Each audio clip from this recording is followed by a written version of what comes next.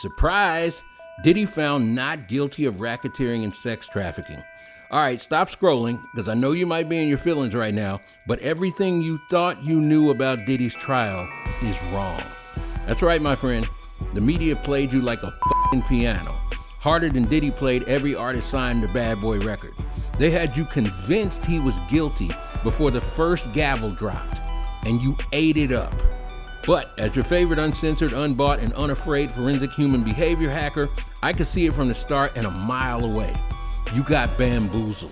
This is gonna get wild. So hit like and subscribe right now to this channel so you can get all the inside game on what they've been hiding from you all along about this Diddy trial. Then type WTH in the comments and you'll get 100% free instant access for a month to my fully uncensored, VIP only insider content.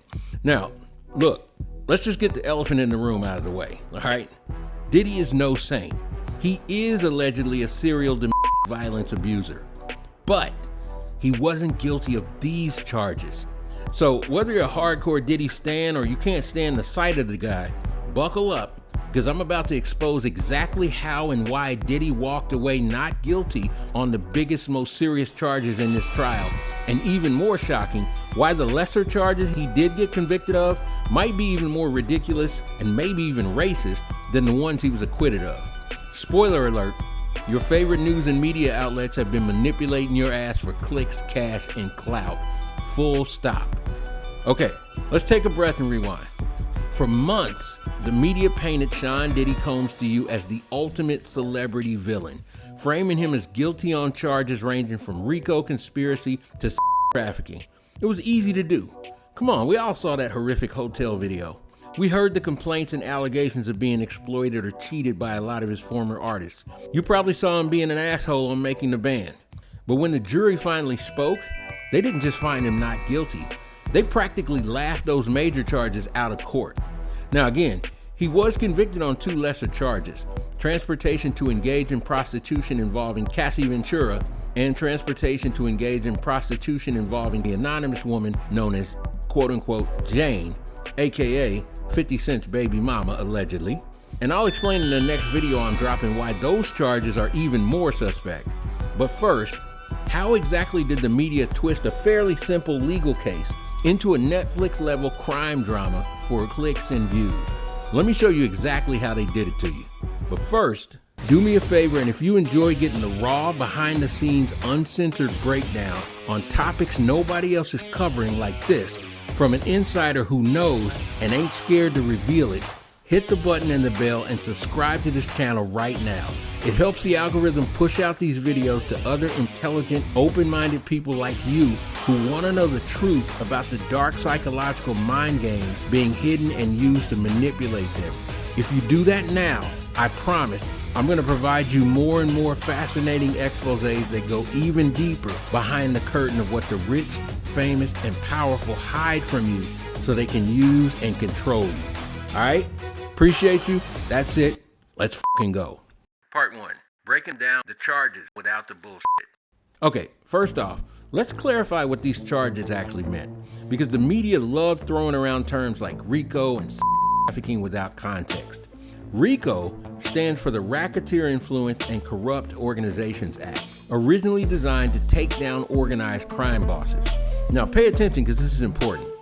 For Diddy to be guilty of racketeering under the RICO law, the prosecution needed to prove beyond a reasonable doubt that he led or participated in an ongoing criminal enterprise. That means an enterprise that is specifically used and designed to commit crimes.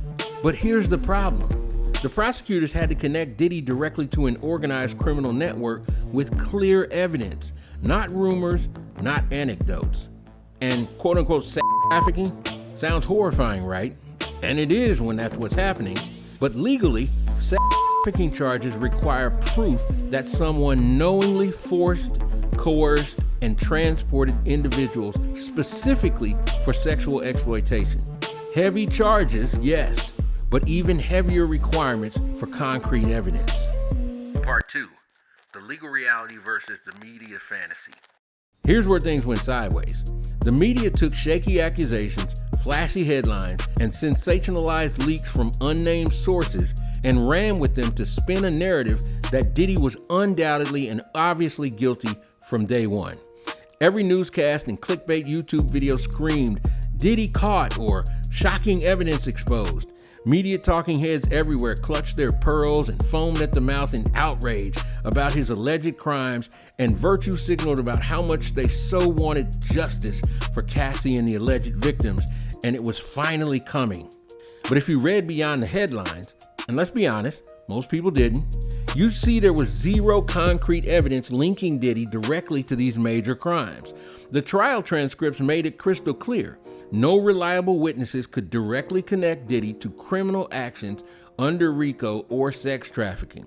Prosecution star witnesses crumbled under cross-examination, admitting they willingly participated in the freak-offs for years, considered themselves Diddy's girlfriend, and still loved him to this day in one case. Hell, they had text messages saying, "Yay, I can't wait for the next freak-off in 12 hours.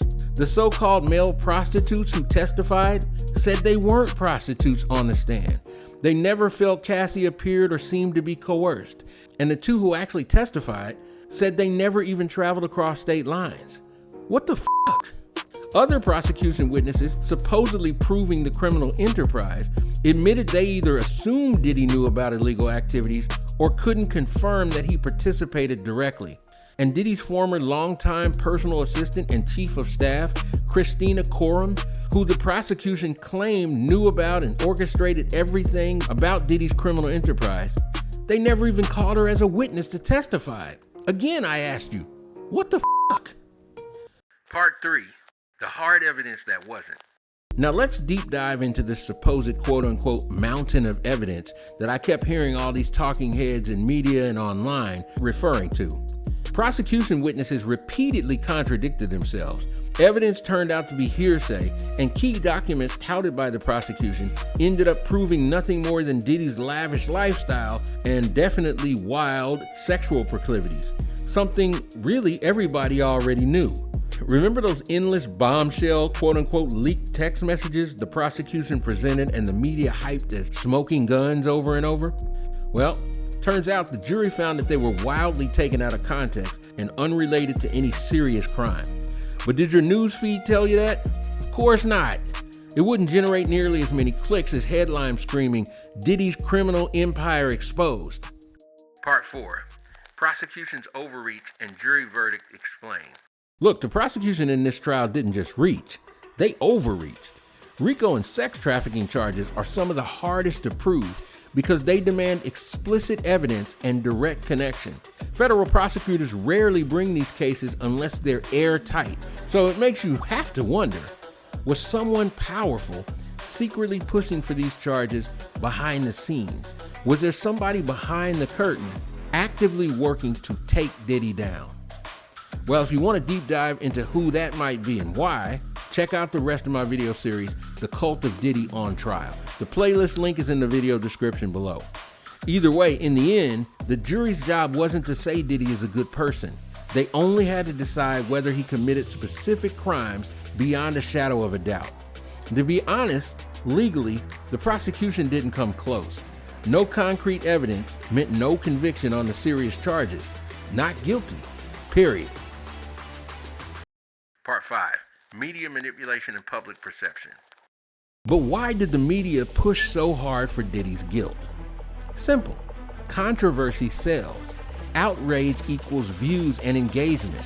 Views equal cash. And nothing sparks outrage faster than a super famous, super rich celebrity, whether beloved or hated, supposedly exposed as a criminal mastermind.